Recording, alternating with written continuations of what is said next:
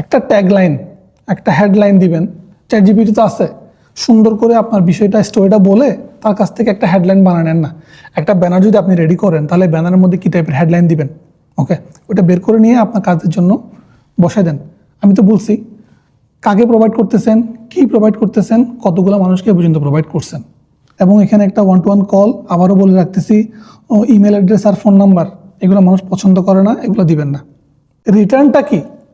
মানুষ যখন আপনার প্রোফাইলের ট্যাগলাইনটা হেডলাইনটা যখন দেখবে যে আপনি একটা মানুষকে বা একটা কোম্পানিকে এই পরিমাণে ভলিউম বিজনেস সেল জেনারেট করে দিচ্ছেন, কস্ট সেভ করছেন, রেভিনিউ বাড়াইছেন, ওকে, টাইম সেভ করছেন, ওকে, এই জিনিসগুলো যখন বলবেন সে তখন আপনার প্রতি কথা বলতে ইন্টারেস্টেড হবে। ভাইয়া আপনি অতিরিক্ত চ্যাটজিপিটি ইউজ করে ফেলছেন, অতিরিক্ত চ্যাটজিপিটি ইউজ করে ফেলা যাবে না। আপনার স্টোরিটা বলবেন।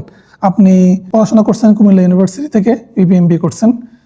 আপনি বিবিএমবিএ করে কেন আপনার এই সার্ভিসটা প্রোভাইড করতেছেন এটা বলবেন, জেনুইনটাই বলবেন, ওকে, জেনুইন ইনফরমেশনটাই বলবেন।